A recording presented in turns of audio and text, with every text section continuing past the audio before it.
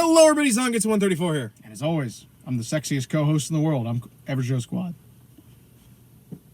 But Doug's not here. Listen.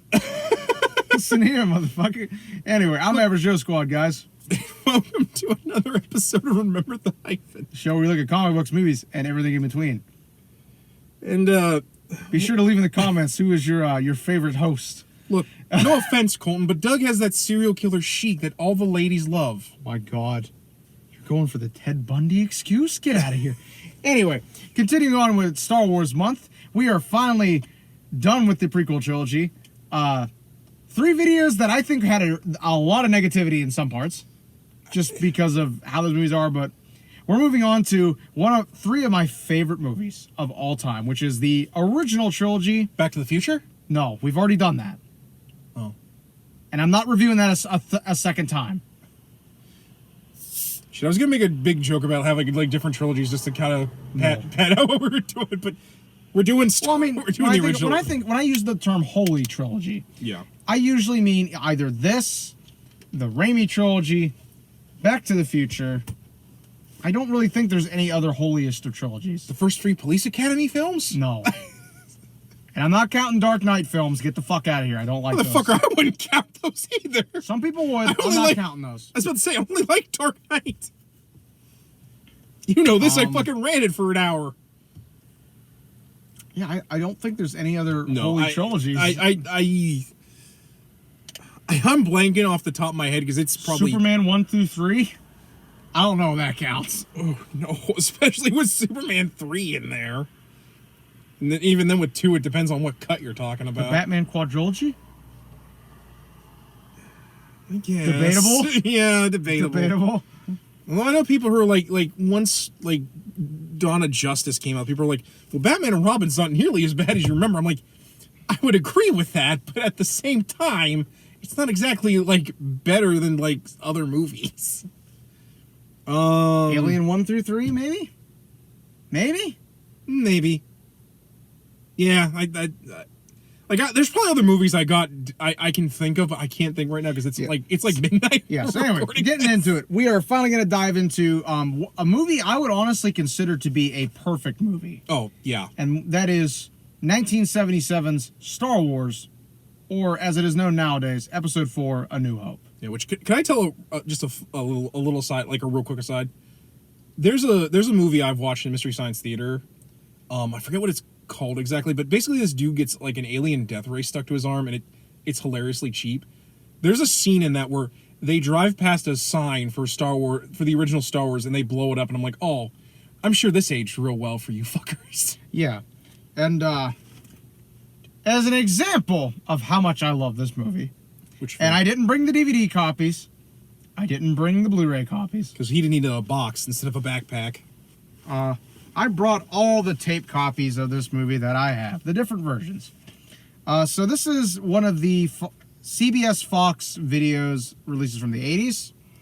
This is probably like one of the earliest... I want to say it is the earliest. Yeah, because like home video really didn't become a thing until the 80s. Like people had VCRs. This was out on Betamax and VHS. They used the same cover. Which sadly you don't have a Betamax of it, do you? No, I've looked. How are the ducks on Betamax, by the way? I was like, what? Well, yeah, because Betamax was kind of still a thing back in the 80s. This was the late 80s release. This came in a box set. I have all of it, but I don't have the actual box. Which I actually want to see. That's the version that Hollywood Video had, or maybe it was a different one. I think it was that version. Own it for the last time. The unaltered trilogy. Well, I have the box set. I have a couple of these, actually. Honestly, that's actually the box set I watched it as a kid with my uncle had. And then I also have the special edition box set, which, granted, is very, very nice, actually. Oh man, can we real quick like watch the scene with the CGI dancing girl in Jabba's palace? No, because the song in that is ass. Good, I really wouldn't want to, anyways, because that scene is the song in that is ass compared to the original. Fuck, I'll fight anybody on that. But so yeah, can we talk for a minute real quick? how epic this fucking poster is. This Ralph McQuarrie art. Well, that night I've seen. I have a shirt with this on it because Yeah. Brian bought it for me for Christmas. Well, that is like one of my favorite posters. Yeah. Well, it's a poster so Iconic. that I've seen so many things. Howard the reference Duck that. parodied it. Howard the Duck, and again, I know, I've brought it No More Heroes up, but No More Heroes is also parodied. Take 5 more shots. Yeah. but yeah, like that, that itself, like God, I can't even tell you how much anime more or less came into reality because of these two. The restoration mod for the KOTOR 2 game. Yeah. That launcher is a parody of that. Yeah, It's- that sounds it's about right. Fucking great. That sounds about right. It's how you know the mod installed correctly is that will pop up as a different okay. launcher. That's kind of clever. KOTOR 2. Oh, I'm just gonna put in McQuarrie. It should come up.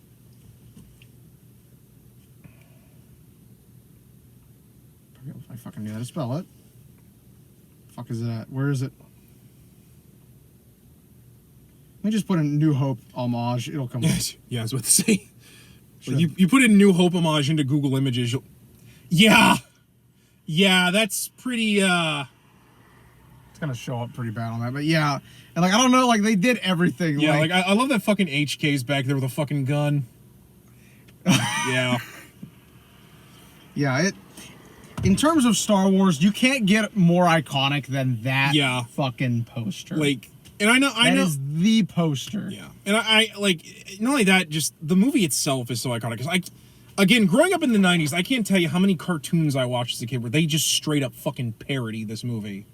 Like, and it's not like a couple things here and there. It's we're doing episode 4, but with the Rugrats, or we're doing episode 4, but with the Baby Muppets. Like by the time I actually watched We're episode, doing it, but it's Battlestar Galactica. like by the time I actually watched it as a kid, In I'm fact, like, we got sued over this. yeah, like by the time I watched it as a kid, I was like, oh yeah, I remember all the cartoons that I've seen parody this movie. Yeah, and just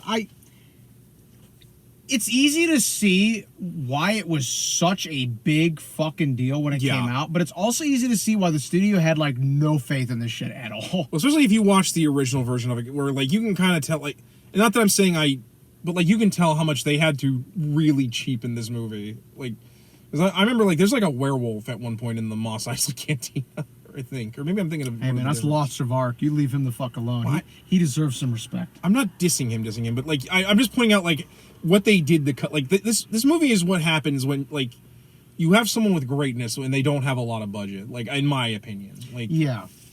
like the amount of things they managed to do with not a lot of budget. Just the special effects for it were fucking groundbreaking at the yeah. time. Like it's easy to see why people went and saw this and they were knocked the fuck out of the seat. This is also the movie that This is one of those movies I would pay if movies and people put this on. I would go see it. I'd even go see the shitty special edition. I just want to see this movie on screen. Well, this is also the franchise that actually kind of put Jim Henson on the map too, because he did a lot of the puppetry and effects for this. In fact, one of his regular Muppeteers, Frank Oz, does Yoda. I was about to say Frank Oz. Yeah, Frank Oz, who is himself a legend in like puppetry. I only say this because I was watching a documentary on the Muppets last night, so I kind of wanted to bring him up. But in just like it, in terms of storytelling, it's almost blow for blow the hero's journey. I want to say this is what really what if you ever look up the hero's journey on like Look up YouTube, Man of 1,000 Faces. or like on YouTube, like Yeah, Hero of 1,000 Faces. That Yeah. that book. Read that entire book.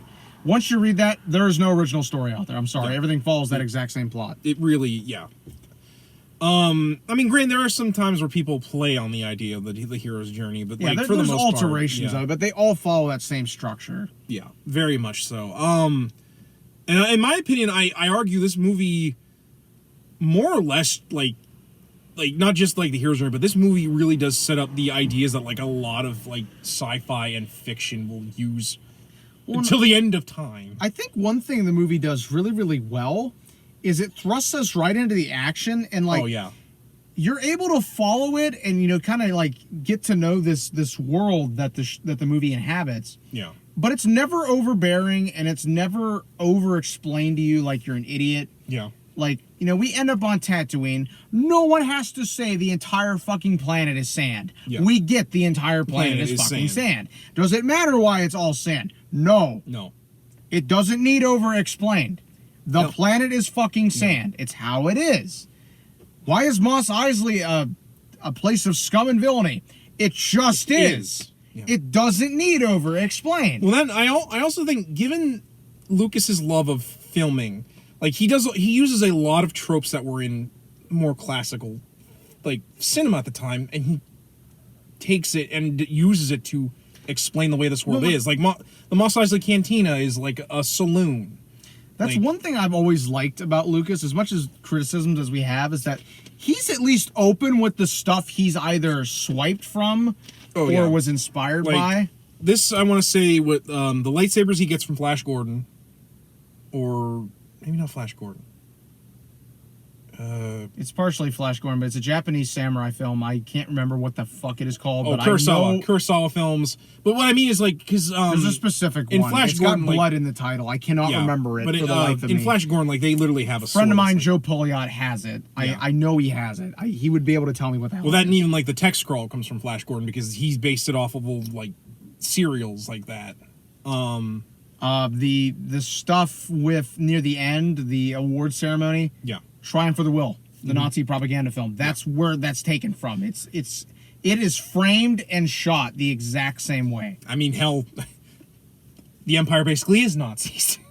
Well, I'm talking about the Rebel Alliance one at the end. Oh yeah, I know that's that, what that's framed as. But like what you're saying, speaking of taking things from the Nazis, they definitely, there's a lot of film stuff that is either homaged or you know it's a reference to, and I appreciate that Lucas is open about it. Yeah. He doesn't try to hide and say like, "Oh, I came up with this all by myself." Yeah, like he's at least, I acknowledge my influences. Yeah, like, and to be fair, I think this is where we first really start to see a filmmaker where he takes what he loves from films and uses it to make something new, which would become a thing that's very prevalent in like the 80s and 90s for filmmaking. I mean, it still is now, but like that was really prevalent in the 80s and 90s where it's like, well, I'm going to homage like this movie by using its cinematography to make something. You know, case in point, the shootout between Greedo and Han, which is based on the Man with No Name trilogy. It's kind of like music has this similar thing. During the 80s, like 60s and 70s music was looked down upon a lot. You know, it was kind of like, it wasn't viewed as very good, basically. Yeah. And I kind of feel like at this point in time, there was some of that going around with the film industry or with film goers itself, where it was like, you know, like they didn't want to like look back. Not to mention at this point, there was no real way to do that, to watch older movies unless somebody had it and they put it on. And even then, that was a dubious legality back then. Yeah, and that, you know, by the time this movie was coming out, people were like, you know, I don't want to look back because we just got out of a shitty fucking war that we didn't want to fight. So, you know, but yeah, like there's a lot of really like hell, like the fact that Vader's armor is pretty much just a samurai armor, more or less. Some of the original concept arts, man, it's you can definitely see it. Well, actually, there's actually a toy line where like they take Star Wars characters and they put them into like a samurai armor motif. I actually really would love that samurai Vader they made because he looks fucking cool. But I probably wouldn't get it because I want to say it's like $200. But like, you know, I also think one of the other things is that I don't think there's any sort of other sci-fi or sci-fi fantasy that looks like Star Wars. No, which I think there's been also a lot since that have tried to copy it. But like for one thing, like, you know, even in this movie, like, you know, the star, that's, I mean, that still looks really good. I actually kind of wish he, like, even though I know it would make no sense, I kind of wish Vader just had a blaster on his hip. Yeah, it's really good. But like, you know, you know, from the X-Wings to the Death Star to the Star Destroyer, like all of this became like, and again, like it would inspire so much. Like, fuck, the Death Star is what inspired the Death Egg in the Sonic the Hedgehog games, or like so much anime and Japanese stuff that I've watched. Like when they do spaceships, like they almost always want to do something Star Wars. Like even today, they still like, you know, like I can't begin to tell you how much like that inspired. Like that's a little on the nose there, but yeah, like there's just something so visually interesting. Like even when you first watch this movie, like there's so much that like you would never think about before or after this, in my opinion. Like just like from the design standpoint alone. Like I think this movie it definitely reinvigorated the sci-fi genre. It made it like it was a viable thing again. Like because I know like Star Trek had been trying to get a movie going. Yeah. Because the show had been canceled at that point. They had tried to do a movie. The studio was like, we're not gonna make any fucking money on this. Came out. Do it as a TV show. Then Star Wars had been like, fuck it, make it a movie again. Let's go. Because trust me, no Trekkie likes to point out that Star Wars saved Star Trek. Yeah. Then you have like Battlestar. Battlestar was like the most expensive fucking TV show at that point. Yeah. And they got sued by the Star Wars people because they're like, this is a blatant ripoff. Well, you know, and especially because like, as much as I love old school stuff, and then like stuff like V was coming out. Like it after this, you see some of the like some stuff that is very, very considered to be classic sci-fi again. Came about because studios realized, wait, we can still make money on this kind of stuff. I also think that this movie is what started the trend that was in the 80s and somewhat in the 90s. The idea of the space western, where, I mean, and granted, I'm sure there's probably space like western shitty Call-X movie we watched. I tried to. I was like, this is boring as fuck. We're not watching this. But, like, because, like, you know, like, I'm sure space westerns were a thing before, but, like, I this think is really what solidified it. Yeah. Because, like, I can't begin to tell you how many 80s cartoons I've seen that are just, hey, what if we just had cowboys in space? And it looks fucking ridiculous. Like, but, like, that and just, like, the idea of kind of transcending the, because, you know, originally the westerns, you know, the West was the final frontier. And then we went into space, and then that became the final frontier. But... And then we stopped wanting the fun going out into space because we're too much of a fucking bunch of pansies. I mean, fair. Excuse me. But yeah, like again, like it just shows how much like stuff changed, like for culture in general because of this movie. Yeah. What should we move on to next? I know something we need to talk about with this movie. You have the floor. John Williams and the London Symphony Orchestra, everybody. No, listen, like, I actually argue this movie... Perfect score, too. Add that to my list of why this movie is a perfect movie. Well, perfect score. I argue all three, in general, have, like, perfect scores. The four especially. But, like, John Williams, like... Because, again, like, no one had faith in this movie. Like, most of the actors did not either. But, like, John Williams... Like Harrison Ford was like, well, I guess I can go back to being a carpenter again. Like, John Williams looked at this film and was like, all right, boys... We're gonna have to make this actual legit space cinema. Western, John. You don't gotta go too crazy. And then he's over there with a fucking piano on fire. Meanwhile, Lucas is just like, all right. Because I remember him and Williams were friends before they made these movies, if I remember correctly. I think so. I'm not. But like positive. But like Williams saw this movie, saw the bullshit they had to do to get this movie, and he's like, all right. Pulled out the wand. He's like, all right, motherfuckers, on three. It solidified that working relationship with him and George Lucas because, you know, John Williams obviously came back for Indiana Jones. He's done numerous other movies. Well, hell, he came back, I think, for the last Star Wars movie. Yeah. You know, the hypothetical one, because that movie never happened. I don't know what I watched. Wait, he didn't do the other two? I'm pretty sure he did. Oh, he did do the other two. Okay. Because as I said, I have an easy way to tell. That would have actually made me more pissed. I would have been like... I have an easy way to tell. Hold on. But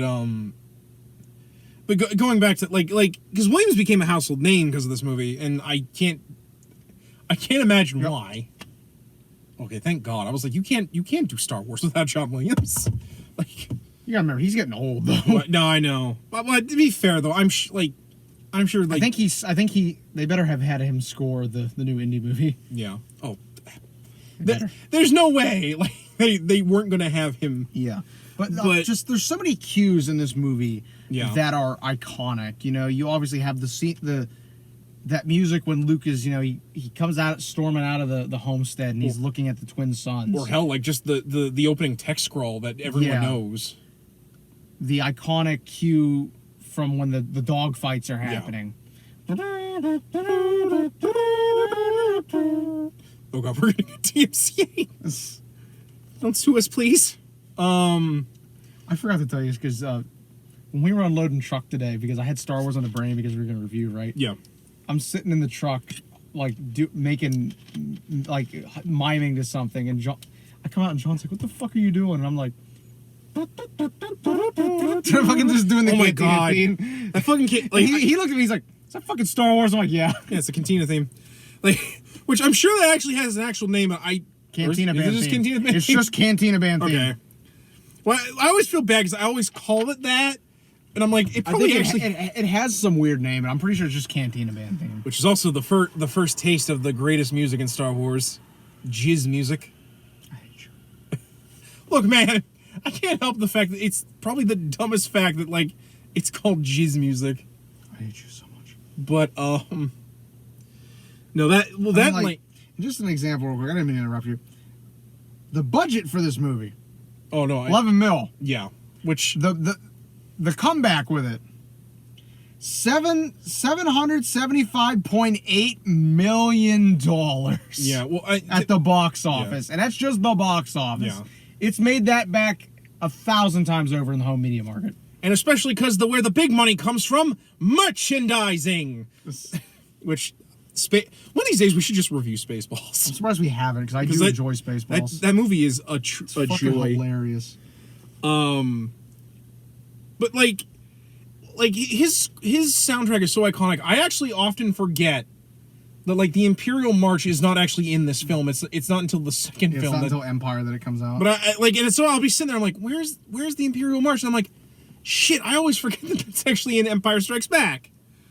And fun fact, I actually have this soundtrack on vinyl. I have the original album release of it. I've actually played the soundtrack before when I was in band. Did you? Yeah, we play this a lot. I appreciate too just how simple the cover is. It's just Oh, a yeah. black cover with just the logo on it. Well, the point where that's just how the Star Wars logo is drawn. Because it didn't look like that Yeah, on the poster. yeah, You know, because the one I just showed, it's stylized different. It's like angled. yeah. You know, the perspective is a little different on it. And probably the thing I think that again that like Lucas missed in the original trilogy that he gets so right in these movies is how good the dialogue is.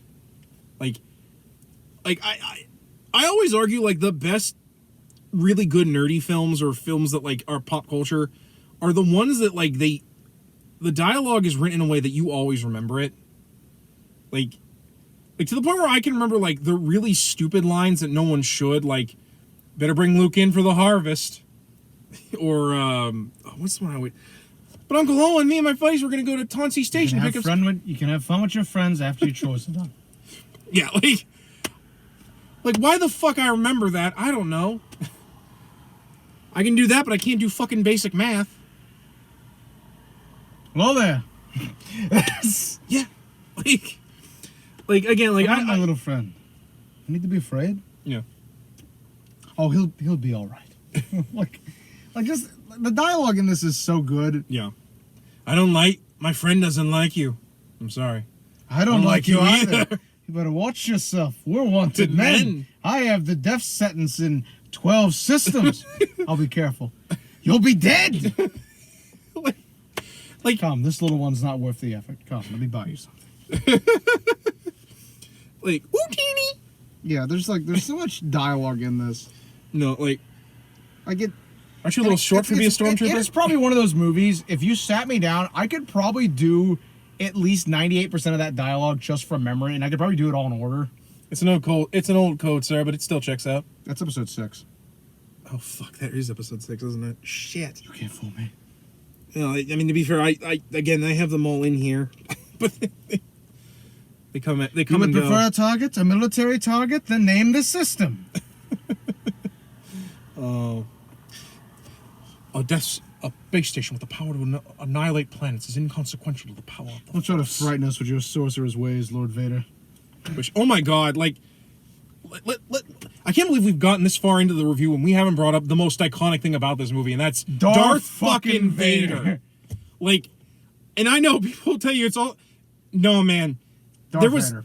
There was never a villain before Darth Vader, and he, like, whatever scene he's in, he just owns the scene.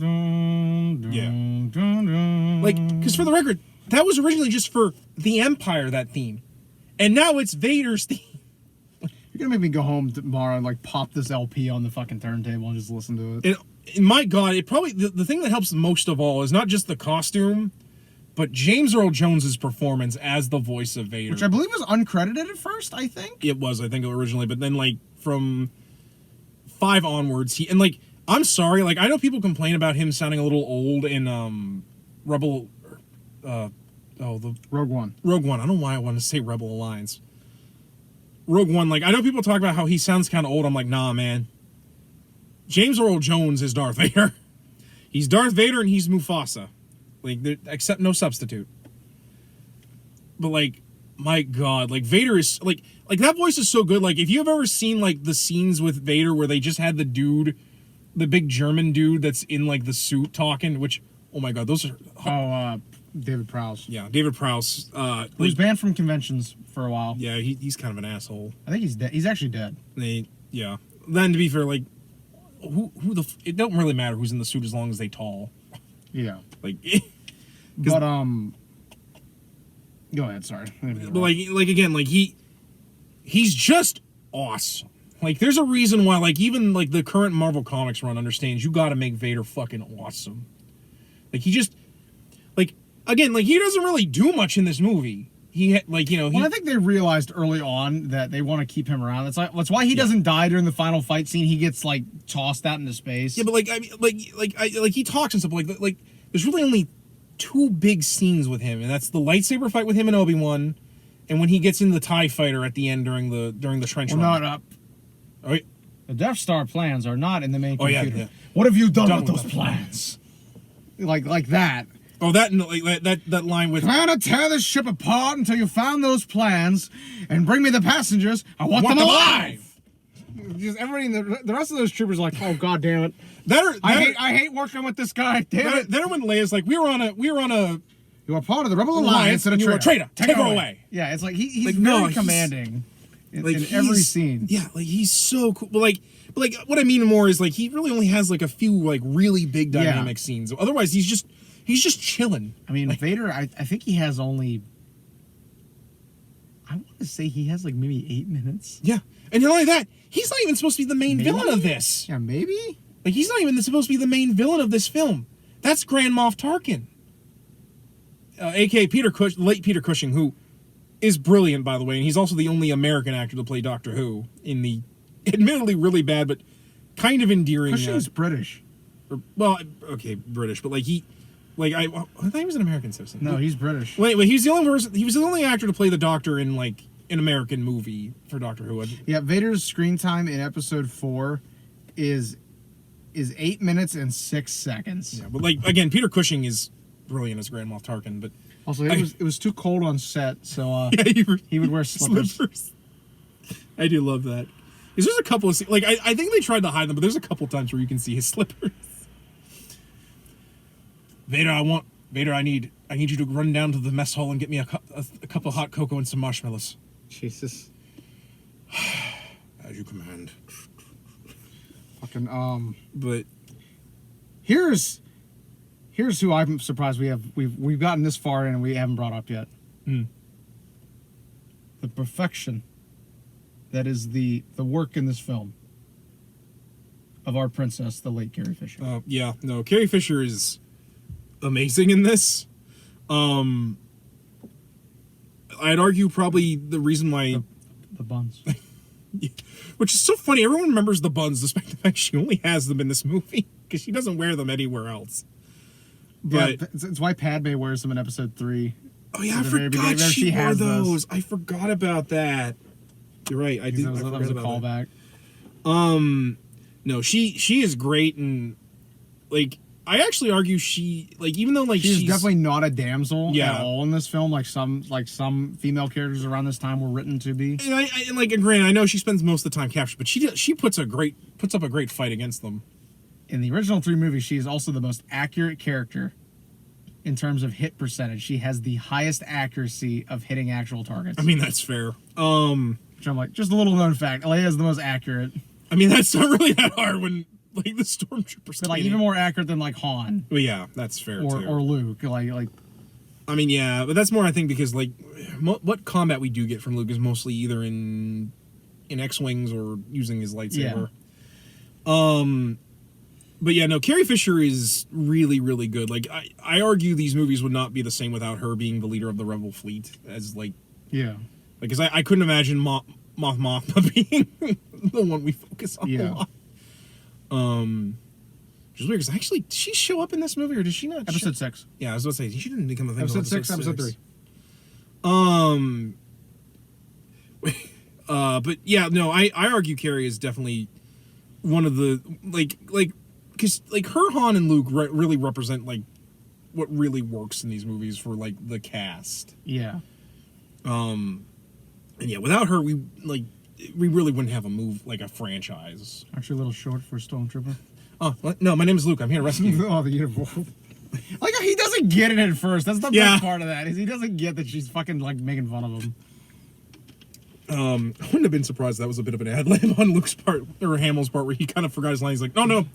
Well, and him and Carrie were very, very good friends. Yeah. And you can really tell it here. Although I will admit, that if like, what's funny is they kind of try to give her like a British accent, I think, in this movie, but then like, they kind of drop it for the rest of the Yeah, I can kind of see what you're talking about. That. Well, which I don't think I think it's supposed to be because she's royalty. Like they're trying to make her have this feeling of royalty, but then they're like, yeah, but she spends most of the rest of these movies like kicking ass, taking names, and chewing bubblegum. Speaking of British, Sir Alec Guinness. Oh my God, is Obi-Wan Kenobi. Sir Alec Guinness as Obi-Wan Kenobi is he was like fun fact. amazing. He was so good at this. He didn't have to watch Ewan McGregor's performance in episodes 1, 2, and 3. Yeah, I could believe that. I saw a meme about that. I was like, what the fuck? That's so dumb. What a low-hanging fruit of a joke. But yeah, no, for someone that surprisingly doesn't do a whole lot in the movie, yeah, he really establishes a lot. Kind of like kind of how Vader does. You know, like he's not the primary focus of the movie. I think he probably has about as much screen time as Vader does. maybe a little bit more just because we spend a lot of time with him and Luke on Tatooine. Yeah, but you know, he does a very good job of kind of portraying the, you know, Obi-Wan's been around a lot. Yeah. He's seen a lot of stuff. Well, then He's a very weathered veteran, basically. I also think he really sets the ideal of what Jedi should be or what they are. Not just because of his dialogue, but like you really get this sense of like an old, like almost an old wizard, which I'm not. Like It it, says like he's a property of Obi-Wan Kenobi. I wonder if he was related to old Ben. That crazy old wizard. That old man's just a crazy old wizard. yeah, like I feel like I don't know. I always get the sense of like Merlin with him when you watch these. Yeah, which I think is kind of what they went for. Yeah, like you very much feel like this old sage, which oddly enough, I think like this is what really inspired the idea of like wizard or like an older sorcerer type that leads like warriors into battle or like kind of guides them. I mean, I know that was like a thing in like Arthurian legend and a lot of other mythology, but like I think for cinema, this is where they really the idea of a wizened old master really became a thing that you saw a lot of in fiction from this point onwards. Yeah, but he does a good job of, again, establishing stuff in a way that's not overbearing. Yeah. But also kind of leaves you wanting more. You know, like when he talks about, you know, what happened to Luke's father. Yeah, or even just, there's obviously more to the story, but we get what we need out of it. Well, even the fact that he brings up stuff like the Clone Wars and like, and which I was once a Jedi Knight, the same as your father. Yeah, I wanted to. One of the things I was trying to explain with the dialogue, There, it never feels like where you just stop and have a fucking text dump or Yeah. like an exposition dump. It is just we learn naturally through the dialogue everything we need to know about this world and this universe. He says he's the property of an Obi-Wan Kenobi. Yeah. Is he a relative of yours? Obi-Wan Kenobi. Well, that's a name I haven't heard in a long time. So you do know him. Of course I know him. He's me. Yeah, I like, haven't gone by Obi-Wan since long before you were born. yeah, or like just like and not only that, like that scene when he talks about Vader or about Anakin, is just like the fact that like you could, like A even young before Jedi the named Darth Vader, who was a pupil of mine before he turned evil, yeah. helped the Empire mount down and destroy the Jedi Knights. He betrayed and murdered your father, which later becomes the biggest retcon in history. Although, again, I will always defend Obi-Wan because I'm like, Jesus Christ, he's just being poetic and metaphoric. Well, then like Come on, this is basic how people talk. not only that, like, are you really gonna like tell this poor young boy who's wide-eyed and ready for And adventure? you're already hitting him with some heavy shit. Yeah, and like, are you gonna be like, oh, by the way, your dad turned traitor, murdered all my friends and loved ones before my eyes, and then I had to cut him down. One thing I really like about Ben in this movie is that he's the rock when Luke needs it, because Yeah. obviously he has the relationship with Uncle Owen and Aunt Beru, but Yeah. you kind of get the feeling that like it's not very. I always very get the strained. feeling. I get the feeling Luke doesn't think he can go to them Yeah. with everything. You know, he doesn't want to be a moisture farmer. Yeah. You know, I mean, who the fuck as wants Aunt to? Beru says, he's got too much of his father in him. Yeah. That's what I'm worried about. Like, But like, and when Ben like is hanging out with him, you know, he's able to kind of to be that rock against Yeah. the storm for Luke, especially when he discovers, you know, that Uncle Owen and Aunt Beru have been murdered by the Empire. yeah. You know, and he comes back, you know, and Obi-Wan, he's very calm, and he tells Luke what he needs to know. You know, Yeah. he's like, there was nothing you could have done, Luke. You would have been killed too. Yeah. And the droids would now be in the hands of the Empire. Like, well, then, like, I actually think they do a really good job of kind of showing that, like, even though, like, Luke was probably told to stay away from Ben a lot, he still clearly, like, you know, must have had a lot of conversations with Ben. Well, and it's very much established that Ben is kind of like the legend of Yeah. of the planet. Like, people know of him, you Yeah. know. Well, just because, like, I feel like their relationship, even though, like we only see a little bit of it, I'm comparing a movie that's much, like, I feel like that's, it almost kind of way, like, the relationship between Doc and Marty in Back to the Future, where we don't need to have, like, a big establishing moment of their friendship. They just are. And it just exactly. works I think really that's why well. it works so well. Yeah. You know, It works just as well as Doc Brown and Marty's relationship Yeah. does. You know, it's just that kind of like the older, like mentor type figure Yeah. with the young, inexperienced yeah. protagonist. You know, it goes together. That's how the hero's journey works. And I think also it really helps develop Luke into a much, because, like, I will admit, like, when you first watch the first couple scenes with Luke, you do kind of at points kind of like, oh my God, kid, I get it. Like, shit's bad, you're a teenager, but damn. There's 2 sons and no women. What am I supposed to do? Yeah, like, but, like, I think his relationship with Ben, like, he's like, if Ben was not here, like, Luke would have been annoying as fuck with it. Like, he would have just been the most annoying character ever, if not for, like Obi-Wan's tempering. And I think it's time we move on into To the other, one of the most popular characters in all of fiction. yeah, second to only, like, the only other character that rivals him comes in the next film. Han Solo. Like, Captain of the Millennium Falcon. well, Chewie here tells me you're looking for passage to the Alderaan system. like, if Star Wars created an entire sci-fi subgenre with space westerns, Han Solo pretty much invented the space smuggler archetype for every video game and RPG And also ever totally made. launched Harrison Ford's career. Yeah, and also made Harrison Ford a household name. But you get what I mean, right? Yeah. Like, you've played, like, just It's as that many. archetype. Yeah. You know, it became very much a copied thing. I mean, hell, like, Wing Commander, some of its The fucking default clothes. Hold on. I'm going to show you this.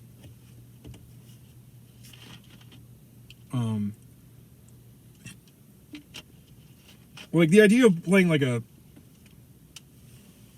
a smuggler type character in space, or in a lot of ways bounty hunters.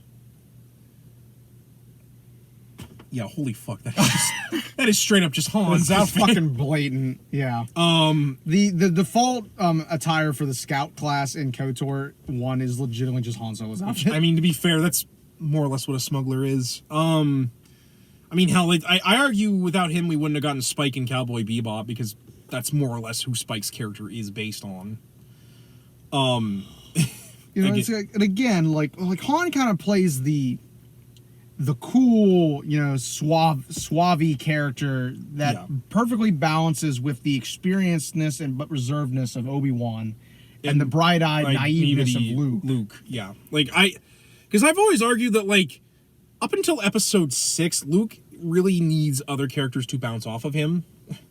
Because, like, he's such a blank slate, pretty much. I mean, which is not a bad thing. It's just, that's the nature of this sort of character archetype. Yeah. If you were to go by, like, the Jungian, like, he's basically the full Arcana. He's young and but, like, he has room to grow, but he needs the other Arcana in order to fulfill his journey, going by Jungian psychology.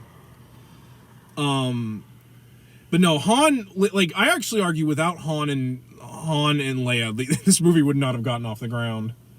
And my God, Harrison Ford just owns every scene he's in. Which, if you ask him, he was, how he got the role, he talks about, like, he was fixing a door where they were auditioning. And he got asked, like, can you read for this part? And he's like, and then they called me back again. And they called me back again, and finally I had to part. And I'm like, that sounds about right. But, like, the way he tells it, he's just like, he acts like it was no big deal, basically. Because I want to say, wasn't he in? He was in American Graffiti. Yeah, I was going to say him and Lucas had known each other previously. Which it was actually why they didn't consider him immediately, because Lucas didn't want anybody he had previously worked with. Yeah, but I gotta give Lucas credit. He was like, everyone else. They couldn't find anybody that filled the role better. Basically, like, the only one I could think of, and just because he plays Lando, would be Billy D. Billy D. Williams would have fulfilled this role as well. But no, like, and like I said again, Han just, like, his character is just so fascinating. Like, and again, like, he's cool under fire. We get the impression he's been through a lot of stuff, because there's never, like, any, like, fearful moments in the movie from Han. He's even under cool when they're about to be crushed by a fucking trash compactor. Yeah. Or, like, like when they're trying to leave, and they're getting shot at and stuff. He can probably hear all the bolts hitting the outside of it. Immediately gets in there. I hope that old man got the tractor beam out of commission. There's gonna be a real short trip. Okay, hit it. Yeah. And they immediately, or, like, they realize they've picked up some fighters and stuff. Yeah. Immediately jumps onto the guns. Or how, like, I really love the little moment between him and Luke that would again go into the trench run. Like that when Luke gets that one time where he's like, I got him! That's great, kid! Oh, that's during the dogfight scene. That's not the trench run. Well, no, I meant, like, because what I was just talking about. No, I know, but, like, I was explaining how that leads into the trench run, like that scene where with Luke shooting the one TIE fighter. Yeah. And then he's like, don't get caught. You didn't set that up very well. Sorry, I was I thought you had forgot where that was. No, sorry. What I meant was, I like that scene because then it leads into when Han praises him at the end of the movie where, because he's like, that's great, kid. Don't get cocky. And then he's like, woo! Way to go, kid. That was 1 in a million. Like that.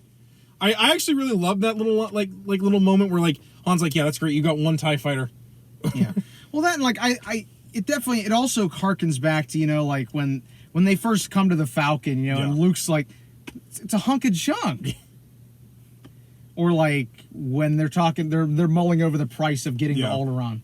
We're gonna buy our own ship for that much. Yeah, and who's gonna fly, kid? You. Like. Yeah. Like. It's one thing I like about Han and Luke's dynamic, and I think it's why they work so well as both friends and then in-laws later on. Yeah. Like, there's a repertoire there. They both respect each other. Yeah. They may not always agree, but they definitely respect each other. And I think the other thing is, like, he's very much like an anti-hero in this film. So he's a smuggler seeking redemption, hence why he shot Greedo first. No alternatives. Well, that, and, like, he's willing to do like underhanded things to survive. Like shoot Greedo or Greedo. hide everybody in smuggling compartments when they get brought on board the Death Star. But it's not like he does them to be like because he still at the end of the film helps with the trench run, like even though he instantly was like, "I'm getting the hell out of here." Yeah, like you can tell that like the way he's lived his life, he's had to do some scummy, underhanded things. But at the end of the day, there's still a good person there, which I think a lot of anti-hero characters kind of miss the point on. Like, even though they're an anti, they still have to be heroic at some points, or else it doesn't work. And like I said, like Han walks that line so well, and it's what makes him so great. Well, I think a good thing to that too is that he has Chewbacca, and Chewbacca kind of provides that sometimes that incentive. You know, like after Luke tries to convince them to stay. Yeah. You know, and Chewie just is like talking to Han. And Han's like, "I know what I'm doing." Like when they're throwing the Which, by the way, people have wondered what's in those boxes they get. That's not credits. That's like rare metals they were gonna sell. Yeah. Because the Rebel Alliance don't have that kind of money to be thrown around. If they do have money. Yeah. No, they have money, just not a lot. Yeah. Well, then to be fair, like that, for a smuggler like Han, it's probably best he doesn't have ways that the Empire can trace it back to him. And then he loses it after that because it gets stolen from him. So they're right back in the same fucking boat they were. Yeah. Which I'm pretty sure is why he ends up eventually just staying with him, because at least that way Jabba can't go find him very easily. Yeah. But yeah, like, no, like I said, there's just a lot we could talk about with Han, and like we'd probably be here for like another 2 hours. But like I said, one day we'll do a video just talking about Han Solo. Yeah, we could do that. God, that means I'm gonna probably have to watch the Han Solo movie. No, we're not gonna review that. Thank you. What are you talking about? There is no Han Solo movie. I'll just give you I'll give you the trilogy of books. Here you go. Jeez. I guess we could talk a little bit about R2-D2 and C-3PO. Yeah, I kind of like them because they kind of provide the lovable sidekick role, I guess. Yeah. But I think they got more personality than most sidekick roles typically would have. There's kind of like almost like that little bit of like a comedy thing. Where like they're obviously always bickering like an old married couple. Yeah. I personally, like, for me, I love R2. Like, I know a lot of people love him, like, just because, like, he's so lovable, but at the same time, he's also really useful. Unlike a lot of the times with C-3PO, like, as much as I don't mind C-3PO, there's a lot of times where I'm like, oh my god, I get it. Shit's bad. Will you calm the fuck down? But, like, I love R2 just because, like, he more or less is the reason the Rebels are even able to defeat the Death Star, just because he, like, Leia gives him this role on this big fucking floppy disk. Yeah, and R2-D2's like, you got it. Like, I'm gonna do it. Like, hell, he almost dies at the end of this film when he gets hit by the by Vader's Vader's TIE fighter. But no, I love R2, like, especially just because like I think he's like the funny that I like like when he gets electrified, he's like, whoa! Or like like the my ears. Sorry. But no, I just love R2. He's funny. I also love that scene with him playing chess with Chewbacca. That scene is so funny. You mean fuck, what is that? The Jarek, I think is what that's called. Yeah, the Jarek. The Jarek. Like, I love that scene. Which, fun fact, you can actually buy a Dejarik board. Oh yeah, you can do that. Yeah, I forgot about that. It certainly was probably easier to play than that weird ass version of chess Spock's playing in the OT series with that fucking 5 layers and shit. I ain't playing that. Oh, you mean fucking 4D chess? Fuck that. Nobody's playing that. If you bought that, I would look at you and be like, "Get the fuck out of here! I'm not playing this." I only know little bits about how to play regular chess. I don't know how to play chess either. I don't know how to play checkers. Second of all, I sadly know that there are Trekkies that have tried to figure out how to actually play that game. I'm just like, whatever. But actually, I want to say the Jark actually had a CD game based kind of on it for the back in like the really old days of like Star Wars games. Yeah, I have it. Yeah, somewhere I have it. That's fair. On a burned CD somewhere. It was a DOS game. Yeah, because that God, that was DOS, wasn't it? It was DOS. Shit. I think it was just Star Wars chess. I think that's all it was. Yeah, but like it's more or less like what it's based on is that Dejarn. Yeah, but no, Dejarn is a Mandalorian. We forgot to mention my favorite Han scene. When him and Chewie run after those couple troopers. Oh yeah. Fucking comes up around the corner. There's like 5 of them right there. It's a dead end, and he's like, "Oh shit, running the other way." I also that is like the only thing I think is funny with the special editions. That is like one edit I can kind of get behind. He runs into a whole fucking hangar full of them, and he's like, "Okay, wait a minute, I fucked up." Yeah, that shit's good. Yeah, that's actually an edit that's funny. So just I love when we get on the Death Star and just like stuff like the little mouse droids running around. I'm like, what the fuck are those for? Oh my god, I forgot the other really, really good scene. 2 of them actually. But they're gonna kill her. Better her than me. She's rich. Fucking how rich? The roar would be what? Well, more wealth than you can imagine. I don't know. I can imagine quite a bit. Yeah.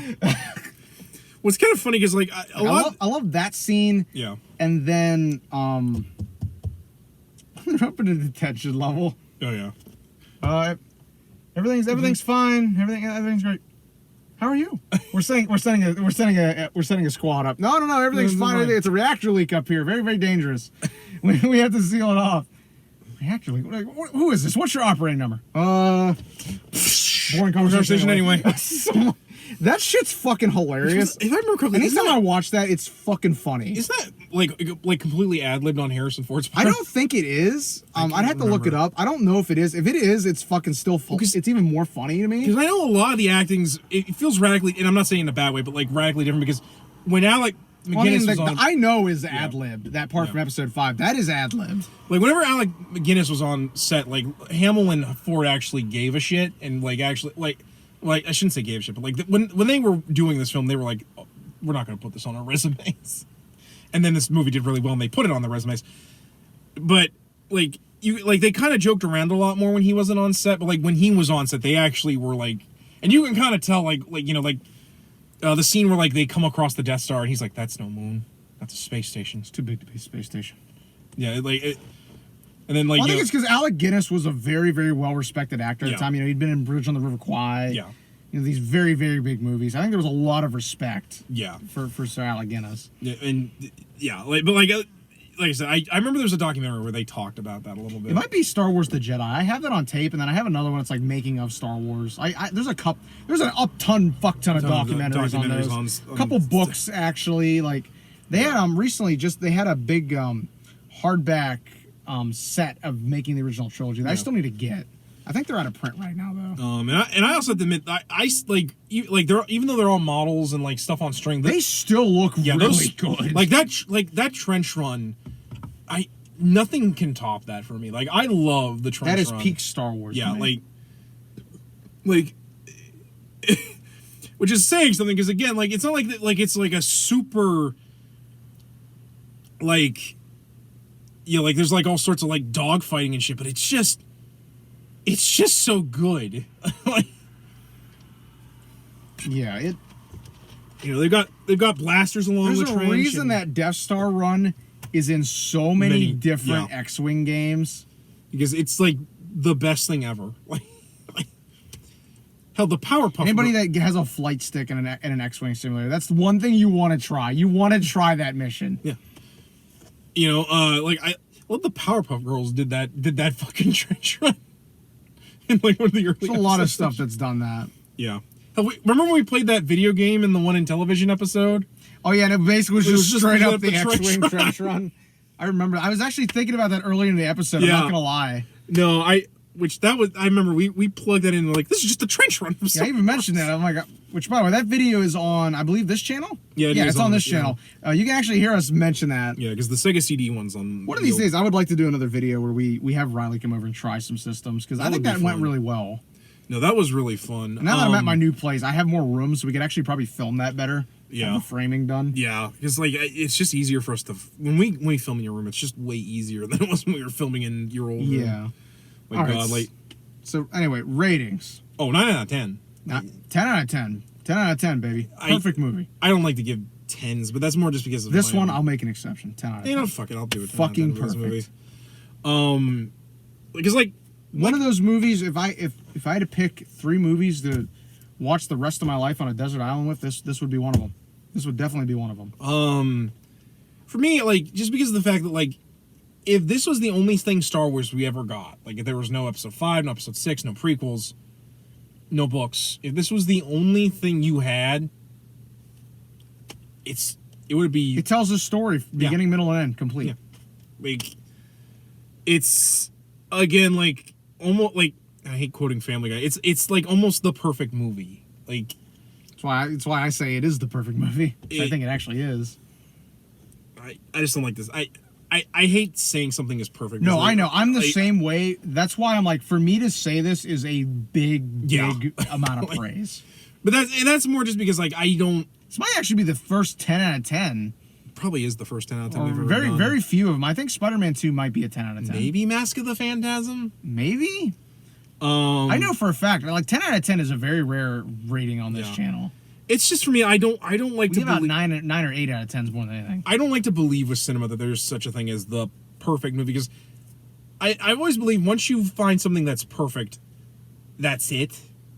And I don't really believe like I don't want to be one of those people that like sets a standard and then nothing can come close to it because I don't want to be one of those like online critique guys that cannot be happy with fucking anything new. Yeah. Like, I don't know if you saw my Facebook post today. Where I was in it. Oh, you were in it? Oh, yeah, that's right. You were. I'm sorry. I don't know why. Yeah, we brought Nostalgia Critic up. Yeah, that's... I'm very tired. I didn't go to bed till, fucking like, mentioned it. I was like, night. yeah. I'm It's sorry. I'm like, no, the reason people don't like Nostalgia Critic is he's complicit with the fucking channel awesome shit. Yeah. There's no other ulterior motive. No, but, like, I don't want to be one of those people that makes, like, a 6-hour fucking video essay and make myself... White man was here. How can you tell? Video essay. I actually almost wanted to ask you if you wouldn't mind me, like filming something for after the Star Wars month where I talk about my problems with online I'd be down for critiquing. that. Not tonight, obviously, because this is like it's getting late. But like I said, I will agree with you though that this is a 10 out of 10. I don't like giving 10 out of 10s because I don't want to say that like that's all there is. Kind of, if that makes sense to me. No, that makes perfect sense. It's why I always like I always say 9 is like where I try to top, but no, this movie is more or less borderline perfect because of the like it doesn't overstay its welcome.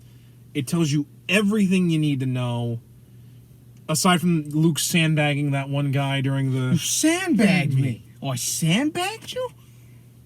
Oh, you put the blast shield down. I can't see. Oh, how am I supposed to fight? But, like, again, like, the fact that I was just, like, pulling out random things that have either straight up parodied this or just taken things from this film and made it its own thing just shows you how much of a cultural impact this film had on cinema. Yeah. And this is indeed poetic cinema. Yeah, like it really is. Selected by the Library of Congress for preservation. It's like I said, like it in my opinion, because I've always argued that the 70s was a kind of bleak period for the cinema, and I think this really kind of made people remember that cinema can actually be art and actual decent. Don't ask. It's not one of the weirder things we've seen filming this late at night here, but Police car went by. yeah. So yeah, that's our review of episode 4. We've still got 2 more in the original trilogy to look forward to, and the holiday special. Maybe the Ewok movies if we get to it. I'm still working on that. 2 really good. Those are hard to find, surprisingly. 2 really good things to look forward to. And one of which I feel like we might not spend forever on because we technically have done this one before with Doug, but it probably will still end up really long. So when we come back, we're gonna go into arguably probably aside from this movie my personal favorite of the original trilogy when we talk about The Empire Strikes Back. I'm just waiting for my opportunity to defend the Ewoks. But until then, guys, I'm Average Joe Squad. And I'm Darth Zangetsu 134. And as always, We ask you, remember the hyphen? and may the Force be with you.